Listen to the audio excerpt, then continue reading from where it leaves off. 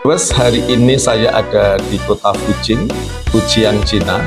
Bersama saya Pak Konsul Jenderal RI di Guangzhou, Pak Ben Perkasa Derajat. Kemudian di sebelahnya juga ada Bu Karo Pemerintahan, Bu Lili. Setelah 4 hari di sini, ini adalah hari terakhir kita di Fujian ini, maka kita tanyakan dari sudut pandang Pak Konjen. Setelah 2 hari, 3 hari ini beliau membersamai delegasi Jawa Timur, kita tanyakan apa kesan pesan, kemudian harapan-harapan beliau kepada kita yang ada di Jawa Timur. Pak Ben, Pak Konjen, kira-kira apa kesan pesan Bapak terhadap kunjungan ini, kemudian harapan-harapannya apa ya Pak Ben, Pak Konjen? Ya, terima kasih Pak Beni, Bu Lili. Nah, pertama kami menghargai sekali kunjungan Bapak ke sini dari Pemprov Jawa Timur. Fungsi kami di Konsulat Jenderal adalah untuk memfasilitasi semua kaitan kerjasama antara Indonesia dengan Tiongkok, khususnya Tiongkok Selatan, termasuk dalam konteks kerangka hubungan antar provinsi. Dalam konteks ini, Provinsi Jawa Timur dengan Provinsi Fujian yang sudah merintis dan membuka pengembangan kerjasama di berbagai bidang yang saya pandang cukup positif. Saya mengikuti, mendampingi Bapak dari awal, melakukan kunjungan ke CCPIT, ke Xiamen Air, maskapai dari Fujian ini yang paling besar, termasuk yang paling besar Xiamen Air itu di seluruh Tiongkok. Dan ini hari ini ke perusahaan-perusahaan ya di Fujian. Nah, Fujian ini khas kota kecil, dulu kota sendiri, sekarang jadi bagian dari ibu kota provinsi, bagian dari metropolitan Fuzhou. Yang khas dari Fujian ini adalah konteks kerjasama antar bisnis antara Tiongkok dengan Indonesia cukup tinggi dan cukup intensif. Karena beberapa pengusaha besar Indonesia berasal dari kota Fujian ini, kota kecil Fujian ini. Termasuk salah satu saja contoh adalah keluarga Salim, keluarga Lim Shileng itu berasal dari sini. Dan beberapa konglomerat lain. Jadi saya melihat prospeknya baik Pak, dan mungkin masih banyak lagi nanti yang bisa dikembangkan antara pengusaha-pengusaha sini, pihak-pihak Pemda sini dengan pengusaha yang ada di Jawa Timur.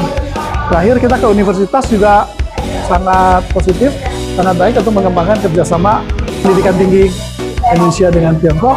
Karena di sini mungkin karena keterkaitan konteks budaya dan pertukaran manusia, maka ada jurusan bahasa Indonesia misalnya, dan cukup kuat gitu bahasa Indonesianya di Universitas Fujian yang relatif baru, tapi perhatian terhadap Indonesia sangat tinggi.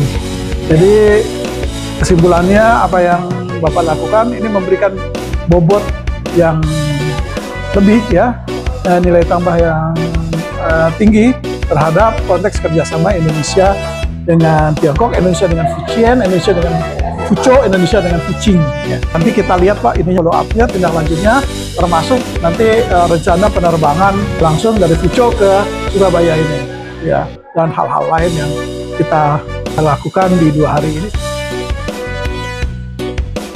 Bu Lili, setelah sekian lama kita melakukan perjalanan dinas di Provinsi Fujian ini, bertemu dengan banyak perusahaan, kemudian banyak orang di sini, termasuk tadi dengan universitas di sini. Kira-kira apa yang akan ditindaklanjuti?